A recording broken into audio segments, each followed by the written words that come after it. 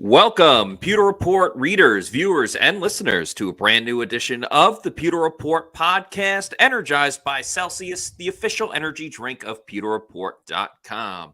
It is a Wednesday edition of the show. Hopefully, everybody's enjoying their week.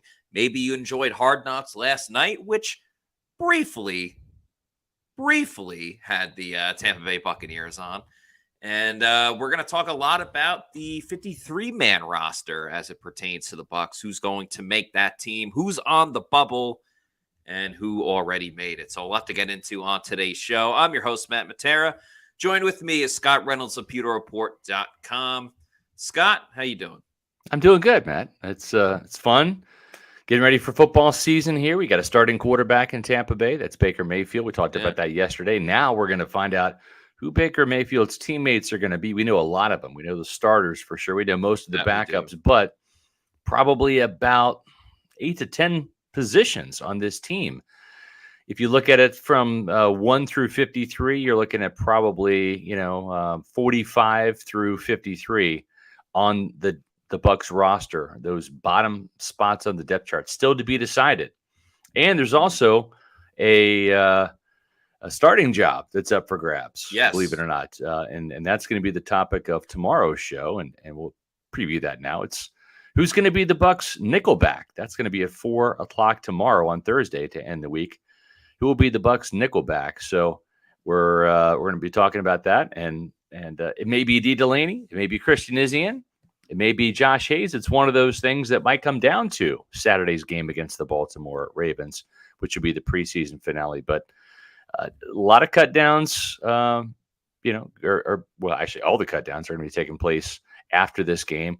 And Matt, I do like the fact that the NFL has done away with kind of the archaic stair-step process of after the first game, you cut these guys, or I should say after the second game, then the third game, and then after the last one. And of course, since the NFL has gone to 3 preseason games, which I think everyone's happy about. Fewer preseason games, the better. I like the fact that you have all your players have 3 games now to decide. If they're going to make this team, if they're going to put their best foot forward, eliminate mistakes, make plays, and I just like it for everybody. I think it benefits the coaches, the scouts, and the players to have just one cut down. It's a massive one from 90 to 53, but it's going to happen at 4 o'clock next Tuesday.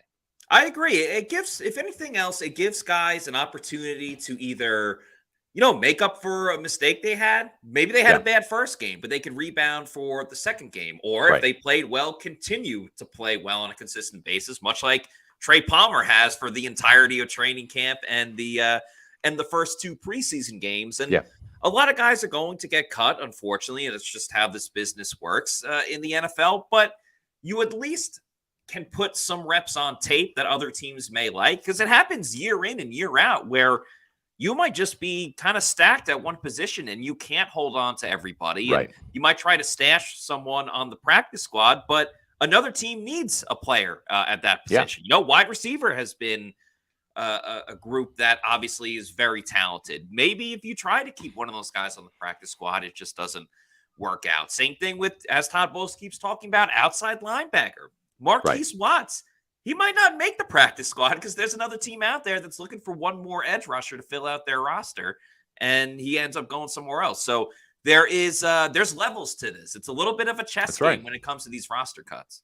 Yeah, there's some strategy behind it. We're going to go into that in depth here in just a few minutes. Just a couple of things real quick. We are 1 subscriber away from 11,400. That's cool. Just 1. So if you're one of the 109 people watching right now, you have not subscribed to Pewter Report TV. That's our YouTube channel where this video series, the Pewter Report podcasts, are housed in addition to my Pewter Pulse new video segments that I put out on a weekly basis, and all the great clips that Matt and Sly and James and everybody puts up from the press conferences, from player interviews, etc. Those are all found at Pewter Report TV. So just, if you can, subscribe. It's free. They say subscribe, Matt, but all it is hitting a button. There's no cost. It's absolutely free. And it helps build our following of Pewter people. And we love you guys. The more, the merrier. So that's awesome. Hopefully we'll hit that mark today. Matt, did you watch Hard Knocks last night? I did. I did. I was looking for you. I didn't see you. I didn't see Sly. I know. You know what? I did appear on the One Jets Drive, their YouTube show. Oh, I am good. in the background there, standing next to our guy, Stephen Chase. So shout out, Stephen. Nice. Didn't see myself. You see Sly like extremely quickly on Hard Knocks. Like you if you. Oh, really? Is he there? Okay. You can see him very quickly. But I thought overall the episode was good. The 8 Mile thing was really funny. For those that watched. I wish there was a little bit more of the Bucs Jets joint training camp practice. Yes. I'm not going to say they glossed over it, but it felt like we could have got at least 5 to 10 more minutes of that Hard Knocks episode. A lot of the fights they featured too was between the Jets defense and the Bucs offense. But I would argue that a lot of the fights that went on was the Bucs defense against the Jets offense, because that was a lot of the things that I was watching. So, like, we didn't really get to see the full-blown Levante David pissed off screaming at everybody, which is what I was like most excited for to watch. There was a very funny moment. I saw it in the comments as well. Quentin Williams was like, Mike Evans called me fat. Mike Evans called me fat. And that part was pretty funny. Obviously, it's about the Jets, so you're only going to see so much with the Bucs. But you saw Quentin and Mike talking later in the episode. We all know how awesome of a guy Mike Evans is. So, it was just, fun to see the little behind the scenes things and a little cameo from the Bucs, who obviously played pretty well in that game. And we got to see the big Trey Palmer play to Sauce Gardner. That's right. So that was a fun one. Yeah, that was really kind of only one of the Bucs highlights, but based upon your apt reporting and Sly's reporting, the Bucs defense really took it to the Jets offensive line. They did. And considering that was one of the themes from the last Jets Hard Knocks episode, where Robert Saleh was imploring his offensive line to really step up, and I was a little surprised that kind of got glossed over and really wasn't even mentioned. Shaq Barrett had multiple sacks. JTS, Logan Hall, Anthony Nelson. Where was that pick six? Right? I know, especially with Zach Wilson. They highlighted Zach Wilson a lot, especially as a runner. Obviously, Zach Wilson had terrible struggles last season. I think that would have been something that they definitely would have shown, and have the coach be like, "What the F were you looking at?" Or yelling at the receiver for running the wrong play. So again, or maybe Aaron Rodgers saying, "Hey, don't throw to like the big 6'7" guy in the other jersey." Could have been super sarcastic about it, like, "Hey, number 98, we don't throw to him," or something like that. In a typical Rodgers type of way. So I feel like Hard Knocks may have missed out on that a little bit. Yeah, well, selective editing, folks. It does happen in the media. We try not to do it at Pewter Report. We really try to just, the good, the bad, the ugly. That's just how it is. That's kind of how we've been in my 28 years doing this now. Is call it like we see it. We have spearheaded for coaches to get fired. We have championed for certain players to get drafted. All for the betterment of this team. Not that we have a rooting interest per se, but just like, what's common sense? What is smart football? What makes the most sense? What's going to help the Pewter people have a winning football team? So that's kind of what we're about. Is we try to be as objective as possible, and really bring you guys our unvarnished opinions, good, bad, ugly, whatever. Yeah, we got a super chat here from Dennis Babanko. Thank you so much, Dennis, for this $5 super chat. Haven't heard much news on Chris Godwin. What are your thoughts on his training camp? Good question. I mean, Mike Evans has been dominating the headlines and training camp so much, and I think some of the attention has been taken off of Chris Godwin. But I think Godwin's had a really, really good training camp. He's fully 100% back with that knee injury, or as much as he possibly can be. He caught a great deep ball from Baker Mayfield yesterday in practice. You could see that on the Bucs social media as well. So they were highlighting that. I am very, very excited for Chris Godwin. I have a fantasy football draft later tonight, and I'm hoping that people forget about him a little bit for having a quote-unquote down year, and I'm hoping I can get Chris Godwin. I have 2 fantasy football drafts coming up. One is tonight, and I'm hoping that he'll slide just a little bit so I can pick him up, because I still think big things are on the horizon for Chris Godwin. I think he's going to have a great season. I do too. And keep in mind, too, the Buccaneers – They've been trying to pace Chris Godwin a little bit now. He's all the way back. He is all the way back, but they've got a lot of talented receivers on this roster that they wanted to take a look at. So they also understand that these training camp practices, they don't count in the win-loss column, right? Yeah. And they have to get Mike and Chris ready to go in this new offense, and then that's it. And then get the young guys, the Trey Palmers, the Cade Warners, the Ryan Millers, the Devin Tompkins, the Kalen Geigers, the Tay Barbers, the Raheem Jarrett's, all those guys. Those are the guys that need the reps. Those are the guys that they have to kind of decide who's going to be a Buccaneer and who's going to move on. And that's been with the purposes. But I like the fact that Chris Godwin's not going to be pigeonholed in the slot. Yes. Nor is he going to be predictable when he's out wide. It's not going to be just a wide receiver screen like it was with Byron Leftwich. But it's going to be fun to watch Chris operate on the outside this year, Matt, and really kind of go one-on-one and go deep and maybe do some fly patterns, maybe some deep posts, some skinny posts across the middle. It's going to be a very route tree for Chris Godwin. Yeah, no question about it. And I think, we talk a lot about the difference in the offense this year where there will be explosive plays, but it'll be kind of setting you up for the big play with body blows, then going deep. But I think something else that we have to realize is when Chris was in the slot, and obviously he was great at it, a lot of those times when you're making the catch like over the middle, yes, you can move up the field and you can start doing things, but you're also going to have a lot more defenders around you, a couple of linebackers, the safeties, everything else like that. Yeah. Now you move Chris to the outside. Again, it gives the defense the option. Are you going to double Mike Evans, which Mike has talked a lot in his career, especially the last 2 or 3 seasons, about how much he gets double teamed as a wide receiver? Are you going to shade coverage towards Mike Evans and double team Mike? Well, that leaves Chris on the outside. And if Chris is one-on-one on the outside and he beats his receiver deep, or if it's a shorter route and he only has to he beats his corner deep, or if it's a shorter route and he makes a play and he only has to break one tackle, and Chris Godwin is pretty great when he has the ball in his hands, there's a difference of explosive plays that can happen with Chris Godwin on the outside versus in the slot. So that's something that I think we're going to see this year, both deep and intermediate, but Chris taking the ball literally and running with it. So I'm very excited for Chris. Totally agree. Let's just address something here, and we're not gonna duck it. Has this podcast ever just one time started at 4:00? Yes, it has. We also do.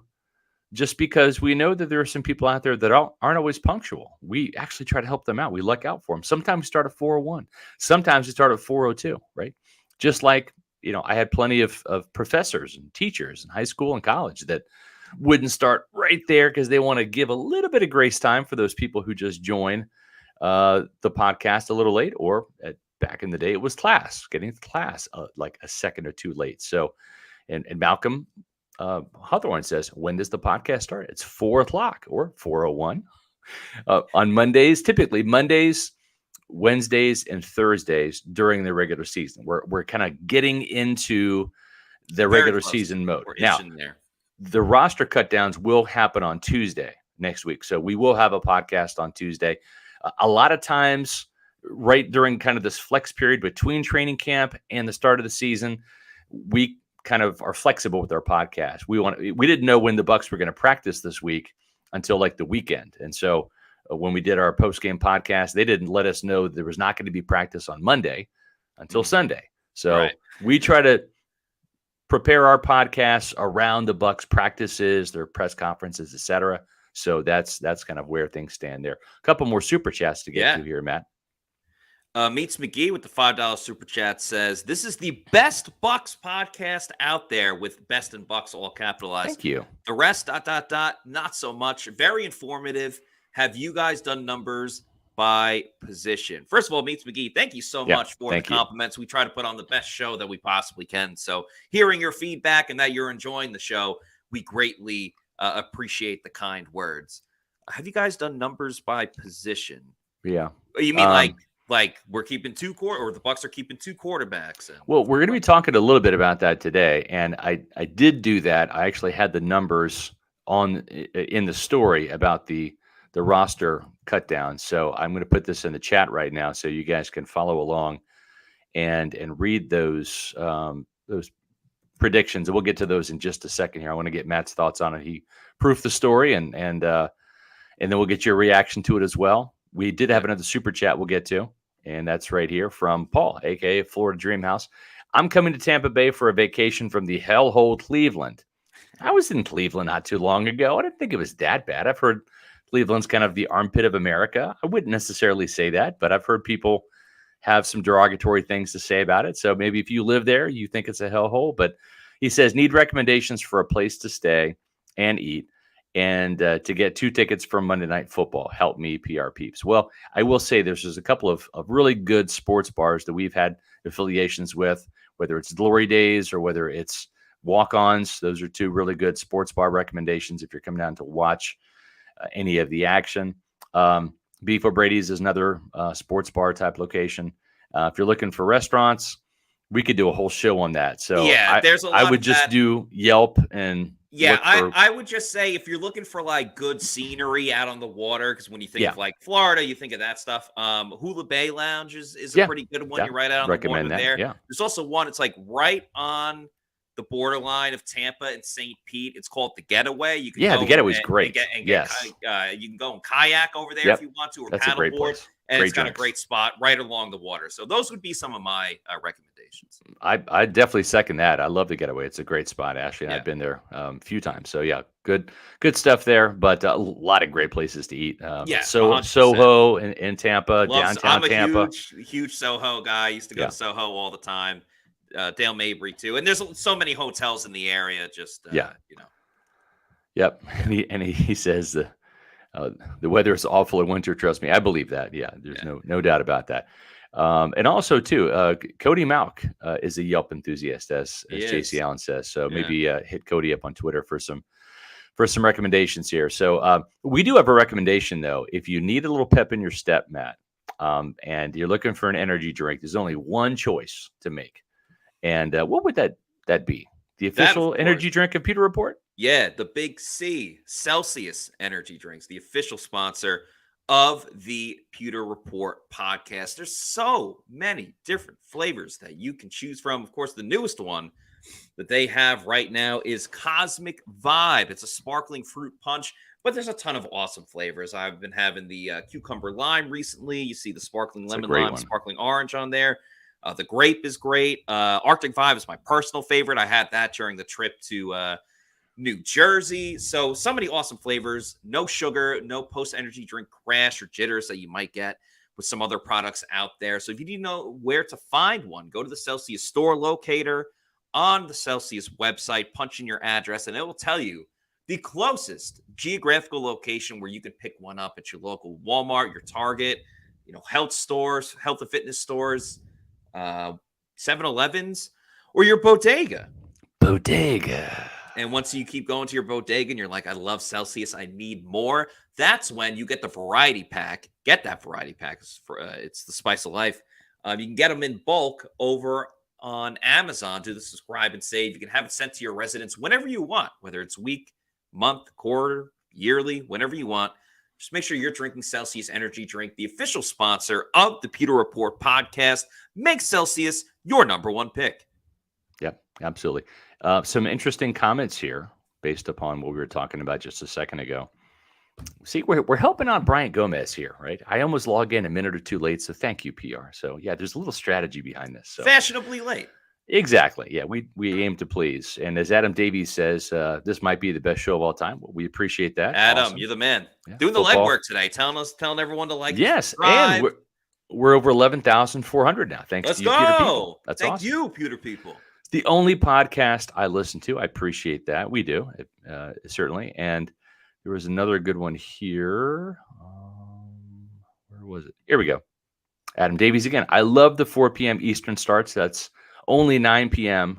for me here in the UK. Well, cheerio. And drink a Fuller's for me. I love Fuller's. It's one of my favorite beers. I love the London Pride. That's one of my absolute all-time favorite beers. So good stuff.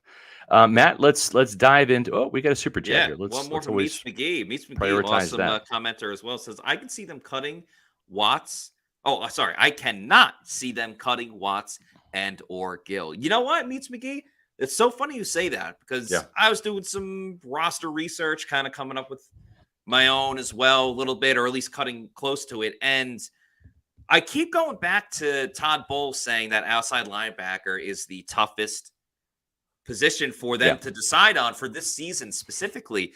And at this point, with what Markees Watts has done in both games, getting that strip sack in the first one, Yeah. being a menace against the Jets, drawing all of these penalties, it's really tough to be like, hey, man, you didn't do enough to make this Right. team, right? As a fit outside linebacker. And Cam Gill, I love the effort that I Cam do Gill too. brings. He is one of those guys, you may not see it pop up in practice all the time, Yep. but when the lights are its brightest, that's when Cam Gill shows up. I love the hustle he brings.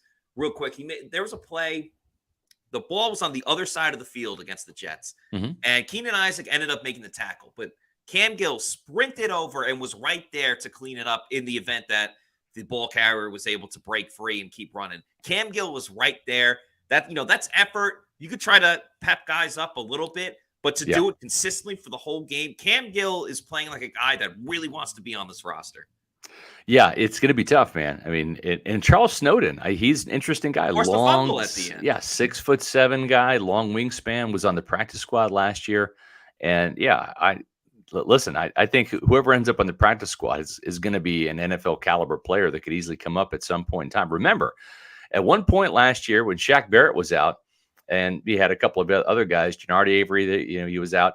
Yeah. And it was JTS and Anthony Nelson playing every single snap for 3 straight games because they were down to literally 2 outside linebackers. So they have Yaya Diaby this year, certainly going to make the team. We'll get to the outside linebackers in just a second. But let's start with the offense, and let's start with Baker Mayfield right there. So basically, the way this is laid out here, just so we can follow along, let's see here. The red players, the players in red, those are the guys that I believe will make this team, and then the players in black will be cuts, right? So John Wolford is going to get cut, but he will end up on the Bucs practice squad. It kind of got that pretty much settled and squared away. That's some. Is it inside information or is it just kind of common knowledge? But I don't know, either one. But that's what's going to happen. The Bucs will have 2 quarterbacks on their roster. Wolford will be like Ryan Griffin and on their practice squad as a veteran. And just real quick, good to see John Wolford. He was practicing today. Yes. He was a spectator yesterday, but he was back, helmet on, and everything, practicing today. So obviously a good sign given his injury. Yep, for sure. So maybe one of the more controversial things is I've got only 3 running backs making the team, and that very well could be 4 because they do want to run the ball for sure. But at the same time, I think you look at 11 carries for -4 yards for Keyshawn Vaughn, 1 catch for 10. I mean, granted, some of those plays were blown up before he got a chance to even get going. Nick Leverett, I thought, got blown up twice, and we even saw that last night on Hard Knocks with Tanzel Smart doing the damage there. But I think Keyshawn Vaughn is probably RB4 on this depth chart, even if he stays. Rashad White's a starter. Chase Edmonds, number 2, because of his experience. Sean Tucker rising up the charts quickly, and then maybe Keyshawn Vaughn sticks, but in my 53, he does not. I think he has a chance to end up on the practice squad. And you know what? He really hasn't done much, Matt. I think he's a player you can sneak on the practice squad. If you're another team looking for running backs, you look at what he did in the preseason, you're probably going to pass right over him. Yeah, that's what I'm thinking. I had Keyshawn Vaughn making it, but I had him as the 4th, and maybe he sticks on as a special teams thing. But then it got me thinking more and more. I mean, what about the Bucs special teams this preseason, the last 2 seasons, that makes you go, oh, yeah, they need to keep this guy because he's good at special teams. Special teams coverage has sucked for the Bucs. Like, it's been downright terrible for Tampa Bay the past couple of seasons. So anyone that's sticking on this team for what they do on special teams, maybe he's a good blocker on kickoff and punt return, but I mean, no one in punt or kick coverage has really done anything. And I don't blame Keyshawn Vaughn at all for some of the negative rushing yards that he's had, because as you said, Nick Lever got blown up, everything like that. But even when he's in the game and he's running forward and he has positive yards, he just looks much, much slower than obviously Rashad White, who hasn't played in a Right. preseason game yet. But he looks slower than Chase Edmonds. He looks I slower than Sean I think his Tucker. longest carry is 4 yards out of those 11 attempts. Yeah, exactly. Like, you're just missing some electricity. You're missing that juice that you see when Chase Edmonds was in the game against the Steelers.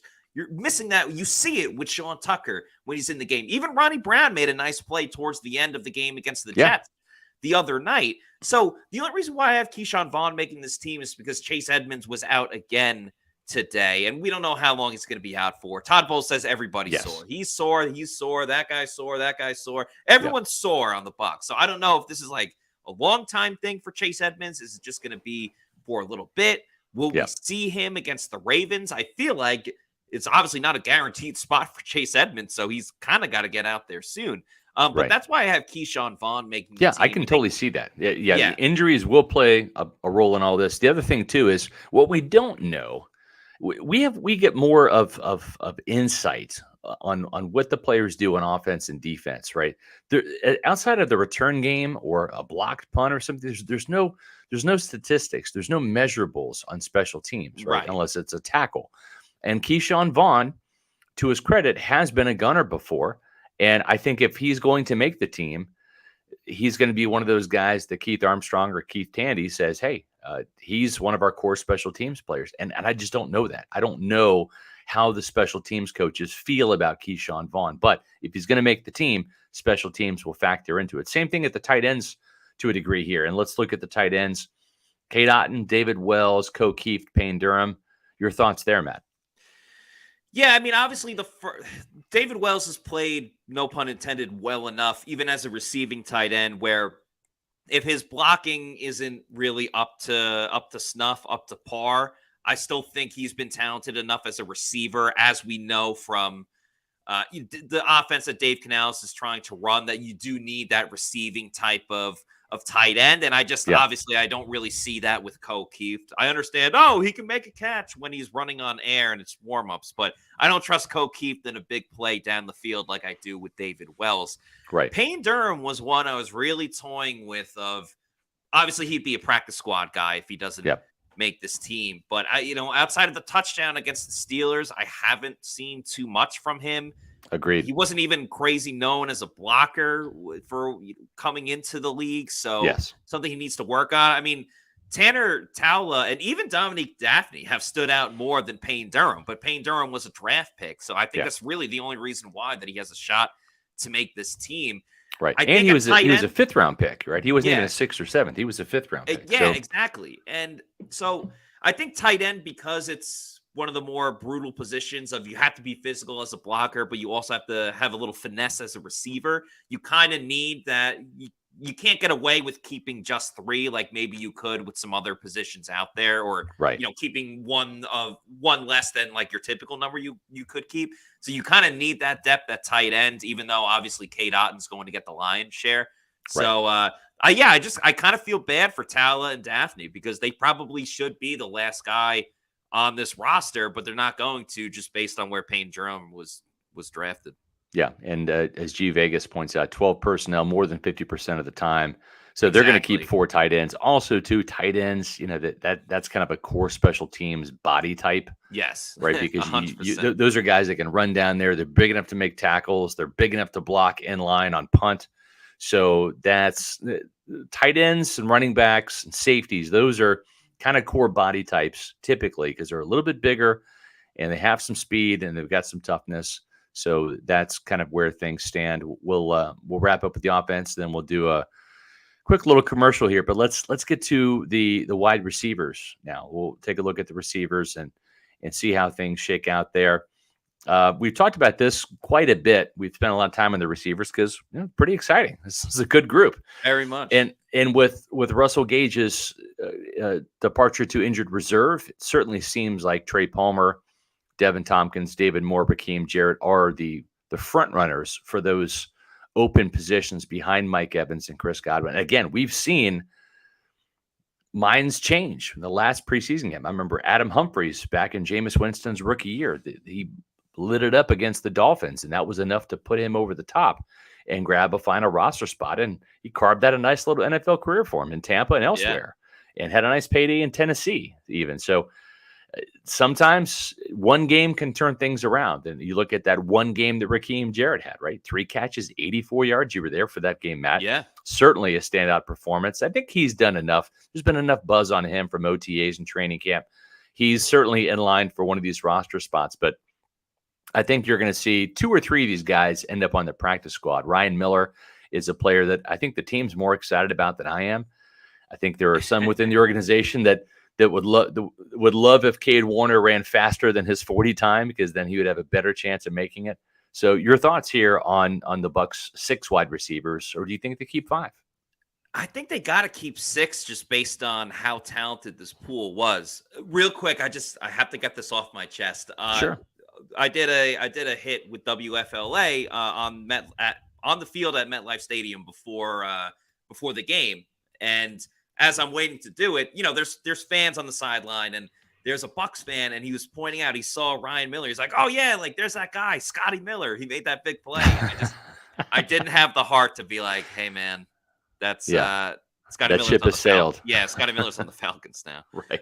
Anyway, just that sparked in my head. Yeah, I mean, I love the competition for. We can call it wide receiver 3 by committee or who wants to step up, but someone needs to step up after Mike and Chris. And I love the fact that Trey Palmer's been the flavor of the week. That's obviously no secret. He's been making play after play, highlight real touchdowns. Raheem Jarrett, let's remember, he didn't even play until the second half, and he was the leader in receiving yards for the Bucs in that game. And he did not play against the Steelers. He had that injury. So that was his first live action, and I thought he more than fulfilled like what anyone really expected from him in that game. David Moore, I'm a little hot and cold on, because initially I thought he was solid in training camp. Everything we've talked about, the veteran presence, knowing this offense going back to Seattle, I think it's important to have him on this team as a mentor. But he's had some drops. There's been some plays where I'm like, why didn't he necessarily make that play? Yeah. Ryan Miller, I thought was great the first 2 weeks of training camp, but he's been kind of invisible ever since. And Kalen Geiger, interestingly enough, I asked Baker Mayfield yesterday about just the wide receivers, everybody moving up and everything like that. And he kept calling him KG. He mentioned KG in that wide receivers group. So at least Baker has his eye on that wide receiver. Geiger, excuse me. Yeah. Made the team last year as a practice squad guy. So I think David Moore, I would stash him on the practice squad versus the 53-man roster. Now, very well could happen. Yeah. Who gets that last spot? Because I really think Evans got one, obviously. Palmer, Tompkins, and Jarrett at this point, saying a lock is might be a bit much. Trey Palmer's a lock. I don't think there's any question about that. Yep. But I think Devin Tompkins is a lock because of the special teams ability. Tompkins and Jarrett, very much, I think. If they're not a lock, they're pretty damn well close to it. Cephas Johnson meets McGee. Thank you for the super chat. He made a great play in it wasn't the joint training camp practice, but it was the practice in New Jersey at the Giants facility. And John Wolford threw the ball deep down the field, and Cephas Johnson used all of his height, got up, jumped, made the catch, and it was a touchdown because they were down near that area anyway. Cephas Johnson, I don't think he's going to make this team, but his height is just something to behold just watching him. So, if he has a good game, maybe he finds his way onto the practice squad. But this is a pretty damn good group, and I don't envy Dave Canales or Brad Isaac or Todd Bowles at all for trying to fill out those last couple of spots, because there's a lot of talented players. And once again, the Bucs they find great receivers and make it a really tough battle every year. They really do. And the 2 or 3 guys that are going to be on the practice squad from that group, unless there's another receiver they really like off another team's waiver wire, but they're going to be good. I mean, Devin Tompkins, remember, was on the practice squad to start last year. He got brought up probably a little too late. We saw too much of Jalen Darden, but then he really stepped up and took control of that kick and punt return job. And I believe that he is going to be in that role again as well. And we've got a question here. Who is leading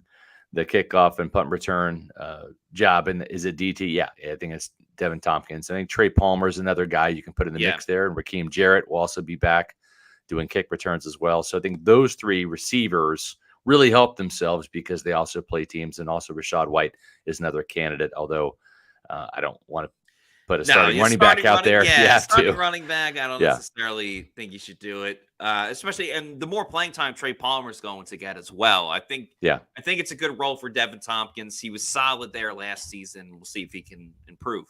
Yeah, for sure. Let's take a look at the offensive line now, and we'll finish up with the offense. Interesting group here, a little bit of kind of a conundrum, if you will, because you've got let's see, oops, there we go. Because you've got Ryan Jensen, who I believe is going to go in injured reserve. Now, is it season-ending injured reserve? If that's the case, then he is part of the roster cut downs by next Tuesday. Again, the Bucs will be starting their roster cut Sunday after the game. The game is Saturday night. We'll probably be hearing about the first wave on Sunday, a couple guys, then they'll trickle in on Monday, and then by Tuesday, they'll have their final roster cuts. So Ryan Jensen, we have 10 offensive linemen here making the team. Ryan Jensen is one of those. So Ryan Jensen, if he is going to go in injured reserve, but the team wants to possibly bring him back after 4 games because he has to sit out 4 games to be on the short-term IR, that can happen. But he has to be on the final 53 for 1 day. Then after the 53-man roster is set for 1 day, then you can place him on short-term injured reserve. If you put him on IR before that, he's gone for the entire season, and you can't bring him back. So that's something this team is going to monitor, his health, his prognosis, all of those things. But I think he will make the 53. But as you see there, I've got 3 little asterisks there, and I've got 3 asterisks by John Molchen.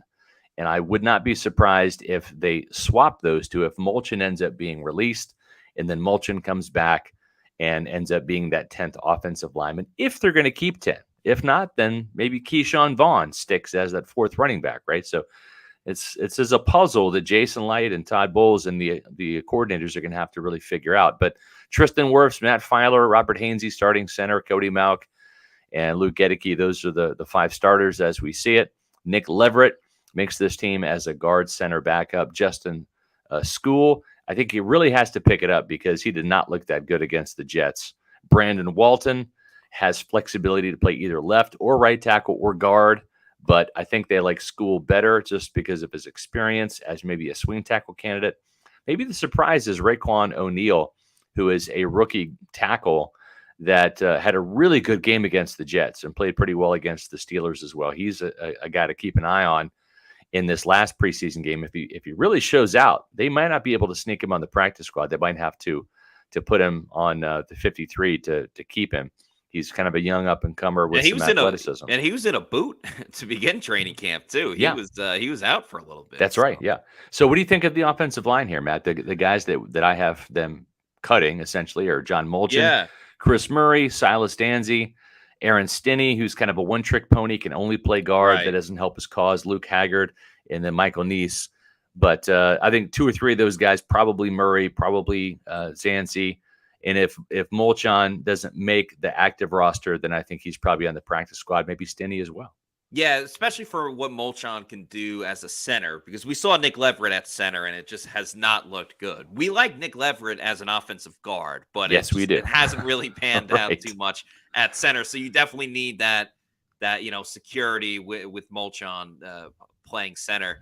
Honestly, my prediction outside of the starters that we've already highlighted, I think the Bucs are going to end up having someone else on this roster on the offensive line as a backup that currently isn't on the team.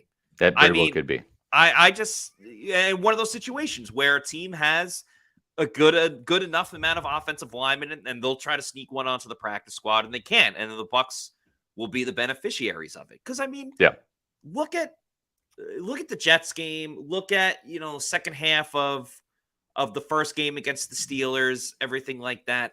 Right. This offensive line was a turnstile. It was a turnstile. And that's why we gave Kyle Trask so much credit for what he was able to do. That's right. With such a bad offensive line around him. And I know they went up against kind of the Steelers 1s and 2s with the backup offensive line for a bit. And same thing with the backups against the Jets backups. But the Jets backups are kind of starters as well, such as Bryce Huff and things of that nature. But this offensive line, the backups have not looked good. They have Yeah. not fared well. And I understand that they're backups, but it's been even worse than that. So my prediction is that some of these guys that have been named on this graphic may not even be on the team because the Bucs are going to be looking to replace them through cuts of other teams. Yeah, that's very well could be the case. So when it comes to we're speaking about teams here and players and draft picks, etc.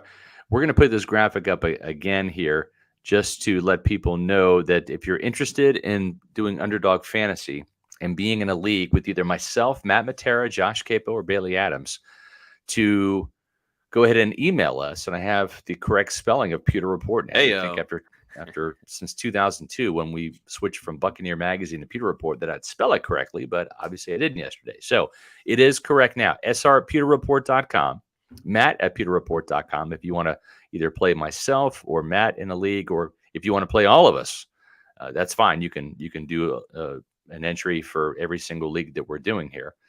Josh Capo is josh.capo. That's QUEIPO @gmail.com for those listening on the audio version of the podcast. And then Bailey Adams, Bailey J. Adams22 @gmail.com. So sr@pewterreport.com, matt@pewterreport.com, josh.capo, that's QUEIPO @gmail.com, or Bailey J. Adams22 @gmail.com. And all you have to do is sign up with Underdog Fantasy and use their promo code Pewter to do so. You're going to get a sign-on bonus, which is nice. Give you some free money to play with. And I'm going to try to do a draft tomorrow night. I've only had a couple of people email me. And unless we have like a flood of those coming in, we might push the draft back to next week. I might do 2 drafts like on a Tuesday or Wednesday or Thursday night. So, but we'll get it all figured out. We'll get this the drafts situated. But there it is for Underdog Fantasy. So if you want to play in a league and draft away with us, there's the emails to do it. Reach out to us and we'll set up a time. All right, let's get to that defensive side of the ball, shall we? Let's do it. Yeah, that's always the best anyways. All right, so let's take a look at the Bucs defensive line and their inside linebackers, what we call the heart of the defense here. All right, so sticking with the defensive line, this has pretty much been set in stone since Will Golston signed with the team, right? No surprises here. Kalijah Kancey, Logan Hall, Vita Vea, that's going to be your starters in the 3-4 defense. When they go nickel, most likely will be Kalijah Kancey and Vita Vea, and Logan Hall will be a wave guy to come in, and he'll get some third down reps. But when they go to their 4-man front, it's probably going to be Kalijah Kancey and Vita Vea up front. And then Will Golston will be a reserve this year. Greg Gaines will be that backup nose tackle replacing Rakeem Nunez-Roches. Mm-hmm. And Pat O'Connor, a friend of the program, just can't keep this guy off the team because he's so good in special teams. He's up to 300 pounds now, and he's looked pretty good. I think he's had a good training camp. He's really come on as a nickel pass rusher. He gives the Bucs heart, effort, desire, and he can help on all 4 downs. Yeah, you can't knock the hustle. And then the team's been pretty high on Mike Green for quite a while, so he's definitely another practice squad worthy. He might be a surprise guy if they end up keeping 6, because you could look at Pat O'Connor and say he's a core special teamer, but we like Mike Green. I could see Mike Green sneak onto this team because if he has a really, really good game on Saturday against the Ravens, that might be a surprise if they end up keeping 7. Yeah, or like they could flip-flop Mike Green and Pat and call up Pat if they need to. Pat had a lot of time on the practice squad as well, and I'm pretty confident that he wouldn't really want to move out of Tampa as it is. Deidre Sonata, another player that's kind of went up and down from the practice squad to defensive tackle, and another mainstay of the practice squad representing the defensive line has been Willington Prevalon. But yeah, I mean, you need those bodies for defensive tackle. Obviously, getting banged up a lot. So they kept a lot on the defensive tackle last season at defensive tackle. So it wouldn't shock me at all if they keep around that same number as well this season. But the starters have been set in stone, or just really the whole unit has been set in stone for quite a while. So maybe like the least controversial picks out of all of them. Yeah. And you look at the inside linebackers, we're going to keep 5 on our prediction just because J.J. Russell's really done a lot, man. This He guy's really has? stepped up. He did not play very well last year and didn't play that well in the season finale, the second half. I missed 3 tackles against the Falcons, but he's really made some strides and improvements. Was a practice squad guy for most of last year. But Levante, David, Devin White, they're your starters. Servassier Dennis, they certainly like the rookie out of Pittsburgh. Hopefully he plays on Saturday. He was at a practice today, right, Matt? Yeah, KJ Britt did not participate today. So, yeah, we'll see. He had that hamstring injury, left the Jets game early. Something to monitor definitely there's only one more practice tomorrow until the game itself. So I wouldn't. It's a bit of a dicey one for KJ Britt. I think Britt probably sits out, but the fact that Servassier Dennis is back at practice and will play in the game, that probably helps. And he needs all the reps and experience that he does. Servassier Dennis, especially missing the last game. So I like the idea of Servassier playing pretty much the entire game. I'm fine with that too. And I think that J. Russell has done enough on special teams and, 2 games, 2 takeaways on defense. So, he forced a fumble. This past game, he had an interception, which was a great play against the Steelers. His arrow is pointing up. I believe that Britt probably does enough on special teams as a core special teamer to make this roster as well. And then Ulysses Gilbert the third and Brandon Boyer, Randall, those are guys that might be practice squad candidates, maybe Gilbert. And you know what? Shout out to Brandon Boyer Randall, because if Bucs fans remember that first indoor practice, he was the one that kind of took a shot at Rashad White. That's right. When it was a little swing pass to him and he hit him and it started a scuffle because it was kind of like a session where you didn't really expect anyone to get hit, and he just kind of went right after Rashad White. So at that time, it's like, hey man, you're hitting the starting running back of this team. Probably not a great shot that you're going to make it, but he's played much better. So, I mean, if you're going to bet that he was going to make the team, I would have said, no, absolutely not. So if you bet on him to make this team, you probably could have made a lot of money. And of course, football is right around the corner and all sports are going on at the moment. So if you are going to bet, best place to do it is at mybookie.ag. They have a new and improved online casino that is here to change the game. You can dive into a truly realistic casino experience featuring the latest in slots, progressive jackpots, and live dealer action, all from the comfort of your own home. Take advantage of weekly blackjack tournaments and a brand new collection of high-end games for a chance at real cash rewards. Your adventure at the MyBookie Casino begins today with a generous sign-up bonus using the promo code PEWTER, that's PEWTER, to secure yourself a sweet deposit bonus. And that's not all, because their revamped loyalty program ensures that you'll be showered with rewards, including free spins, cashback offers, and a host of exclusive VIP perks. The more you play, the more you win. So play anytime, anywhere with the MyBookie Casino. And of course, you can get up to $1,000 with your first deposit bonus using that promo code PEWTER, PEWTER.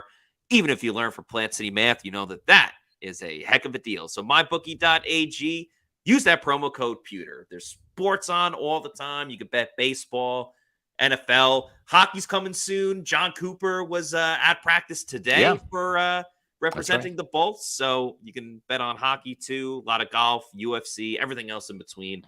mybookie.ag. Yeah. Let's finish up with the defense, shall we? We know the special teams, right? The kicker battles is over. Chase McLaughlin is going to be the kicker. Jake Camarda is going to be the punter, the holder, the kickoff specialist, and Zach Triner will be the long snapper, barring any upsets there. So as we go to the outside linebackers, let's take a look there at the Bucs pass rushers. So the outside linebackers, we have them keeping 5 as well for that. I think that's going to be a spot where they're going to end up keeping 5. When you look at the starters, there we go. Shaquille Barrett, right? He's set in stone. Then you got Joe Tryon-Shoyinka as the starters there on the outside. Anthony Nelson, Yaya Diaby will be the backups. Marquise Watts has just done enough, man. I think with one more good game where he applies pressure, maybe gets a sack. Remember, he had a strip sack against the Steelers. He had a sack that was negated by a penalty against the Jets, plus a lot of pressures. So if this guy can play on special teams and Keith Armstrong will stand on the table for him, I think that he is more talented than Cam Gill. Jose Ramirez just kind of battled some injuries. Charles Snowden's a guy that I think you keep on the practice squad. Yeah. I've really seen nothing from Hamilcar Rashid. Yeah, he got dominated by Mekhi Becton. Yeah. In that he got absolutely walloped. So Yeah. I don't know if he makes it. I would almost put Cam Gill on this as well, and keeping a Six lot. outside. Yeah, 6 outside linebackers. yeah, Okay. I know it's crazy, but the talent of this group, or at least maybe getting another special teams guy. So Jose Ramirez actually came back today, which is a good sign for him. And so I would have him and Snowden, but yeah, Gill as well. Practice squad makes sense. Maybe sneak him onto the roster, but either way, very, very talented group. Yeah. We see some chatter in the chat about Trey Lance to the Buccaneers. Not going to happen. Nope, it's not going to happen. Might as well start anew with the draft class next season. They already have 2 quarterbacks they like on this team, in Baker Mayfield and Kyle Trask, and they're going to see how the season plays out. Then they'll see about the quarterback position next year, where you have a mega quarterback class. Yeah. So I don't see Jason Light burning any draft capital to acquire Trey Lance, who hasn't really shown much out there to be excited about in San Francisco. So that's the outside linebackers. We're going to finish up, of course, with the cornerbacks and safeties, and have the Buccaneers keeping 9 defensive backs. This could easily be 10. It could be 10. So again, we'll see which one of these players in black ends up standing out and puts their name into red with the good performance on Saturday against the Ravens. But the cornerbacks, obviously Carlton Davis and Jamel Dean, are your starters. Thinking right now, D. Delaney's got the inside track for the nickel cornerback job, and why not? I mean, he's a veteran player, had an interception against the Jets. Yeah, Steady Eddie. He had another interception that was negated by a penalty. Zion McCollum has made some strides in the preseason this year. I think the arrow's pointing up for him. We'll see how long it takes for him to really ascend and to get to a position where you really feel comfortable if he has to start and go wire to wire in a football game in place of Carlton Davis or Jamel Dean. And both those guys have had trouble staying injured. So he is the 4th cornerback on the team, 3rd on the depth chart in terms of outside corner. And then Keenan Isaac, I think either he or Anthony Chesley or Josh Hayes, that final spot is going to come down to special teams. That's where Keith Armstrong's going to say, hey, Keenan Isaac, you might like him as a developmental cornerback. Fine, put him on the practice squad. I like Jay Hayes better, or I like Chesley better. So right now, we've seen Keenan Isaac run with the number 2s at cornerback. But again, Matt, it's all going to come down to special teams on cornerback and every other position. Yeah, absolutely. I think Josh Hayes makes this team. I mean, he was kind of in that running for the slot corner as well. Isaac is very, very boomer bust to me. There are certain things I really liked about him. Yeah. And making some turnovers, and then he would just get beat deep. But for someone trying to make that team, I can appreciate that he's at least going after it. So I think you like that potential there. Pitts has looked good at times. Chesley can do things on special teams. So it's really anyone's game at corner. As far as safety goes, it's a little bit of survival of the fittest. Isian obviously has positioned himself to be potentially the starting nickel corner if it doesn't go to Jamel Dean, but obviously could be a backup there. Or you mean D. Delaney for the starting nickel corner? Yes. But, Turner has struggled at times if he's not in the red zone. Whitehead got hurt, and then LeCount and Avery Young are so new to the team. It'd be kind of tough to make a case for them for being on the team. So Merriweather kind of makes it as a default. So survival of the fittest for the safety.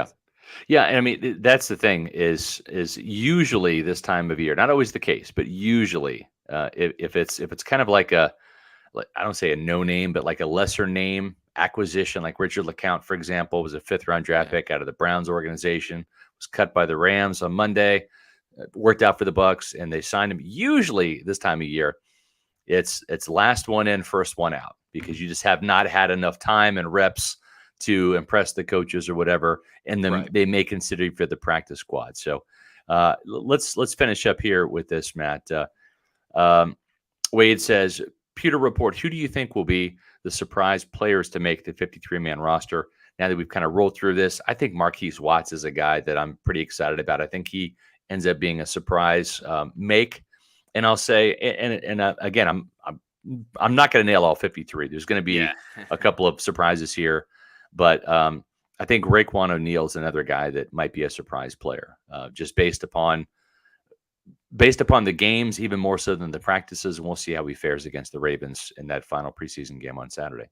Yeah, as far as surprises go, I mean, Keenan Isaac, I think, is a little bit surprising because, Alabama State undrafted free agent, but this is the year of undrafted free agents for the Bucs. I think Ronnie Brown, if he completely jumped over Keyshawn Vaughn and they kept 2 undrafted free agent running backs, that would definitely be surprising for sure. Yeah. Or if somehow Cade Warner sneaks onto it as the last wide receiver, maybe for special teams reasons, I think those would be surprising. I don't expect that, but right.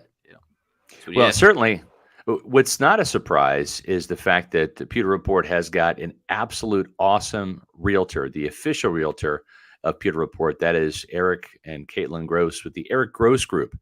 And the reason why we're talking about them, folks, is because you want them on your team if you are buying or selling a house, not just in the Tampa Bay area, across the state of Florida. And because they're part of the eXp Realty Group, let's say you're moving to the state of Florida from Cincinnati, Ohio, or Kansas City, or anywhere. They've got 85,000 agents in the eXp Realty Network that they can help you sell your house in the state where you live right now and find your dream home here in Florida. That's how the Eric Gross Group works. It's not just here in Tampa, folks. It's across the state of Florida, also across the country. The Eric Gross Group, they've done hundreds of transactions in this real estate market down here in Florida, which is crazy. They've got experience in all types of situations. Eric's an avid Pewter Report reader. Why wouldn't you want to talk some Bucs football with your realtor? I mean, that makes a lot of sense to me. It's a great conversation starter. They're all about relationships. They don't look at their clientele as just transactions. No, they want to form lifelong friendships with their clients and help you in your current situation and also in future real estate needs. They've got the strong team of vendors and the 85,000 agents, as I've talked about, that are going to turn your dream of buying or selling a home into reality. So how do you find out more about the Eric Gross Group? Well, check out their website, housesinfla.com. That's housesinfla.com, or give them a call at 513-907-4271.